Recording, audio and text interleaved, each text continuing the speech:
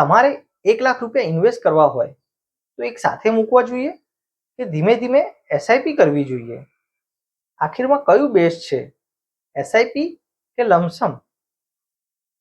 નમસ્કાર મિત્રો, પાછલા વિડીયોમાં આપણે મ્યુચ્યુઅલ ફંડના બેઝિક વિશે સમજ્યા હતા. આજે આપણે એક ઇમ્પોર્ટન્ટ ટોપિક કવર કરીશું, એસઆઈપી વર્સિસ લમસમ. આ વિડીયો પછી તમને પરફેક્ટલી ક્લેરિટી મળી જશે કે કયું તમારા માટે બેસ્ટ છે. એસઆઈપી શું છે? એસઆઈપીનું ફૂલ ફોર્મ છે સિસ્ટમેટિક ઇન્વેસ્ટમેન્ટ પ્લાન. સરળ ભાષામાં કહીએ તો તમે દર મહિને એક ફિક્સ અમાઉન્ટ ઇન્વેસ્ટમેન્ટ કરો છો. ઉદાહરણ તરીકે જોઈએ તો તમે દર મહિને 2000 રૂપિયાનું ઇન્વેસ્ટમેન્ટ કરો છો. તમે દર મહિનાની 5 તારીખ નક્કી કરી હશે તો દર મહિને ઓટોમેટિક 5 તારીખે 2000 રૂપિયાનું રોકાણ થશે. એસઆઈપી એક ડિસિપ્લિન ઇન્વેસ્ટમેન્ટ છે. લમસમ શું છે? લમસમ એટલે તમે એક સાથે મોટી અમાઉન્ટ ઇન્વેસ્ટમેન્ટ કરો છો. ઉદાહરણ તરીકે તમે 1 લાખ રૂપિયા એક સાથે જ ઇન્વેસ્ટમેન્ટ કરી દો છો, કોઈ પણ જાતના પાર્ટ ઇન્વેસ્ટમેન્ટ વગર, ડાયરેક્ટ ફૂલ ઇન્વેસ્ટમેન્ટ. એસઆઈપી અને લમસમ વચ્ચે બેઝિક ડિફરન્સ શું છે? સિમ્પલ ભાષામાં સમજો. એસઆઈપી એટલે ધીમે ધીમે ઇન્વેસ્ટમેન્ટ, લમસમ એટલે એક સાથે ઇન્વેસ્ટમેન્ટ.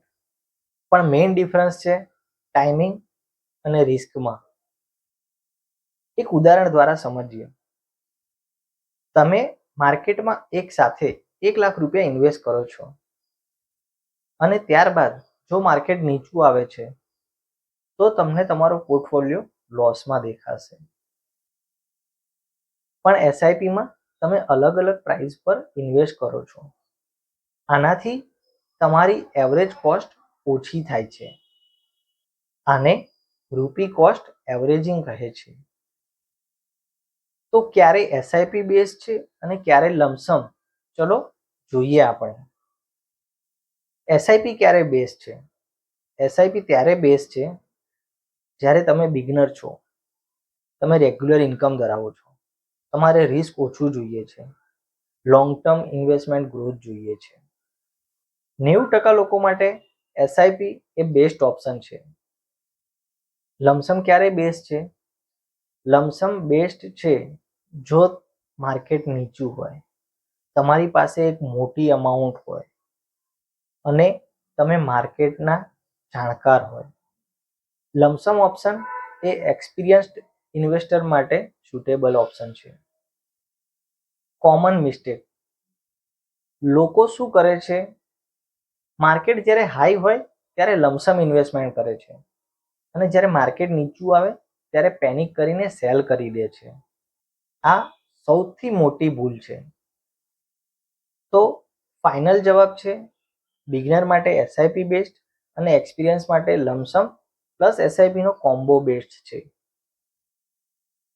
સેફ ઇન્વેસ્ટમેન્ટ કરવું હોય તો એસઆઈપીથી સ્ટાર્ટ કરો. જો આ વિડીયો તમને હેલ્પફુલ લાગ્યો હોય તો વિડીયોને લાઇક કરજો અને ચેનલને સબસ્ક્રાઇબ જરૂર કરજો.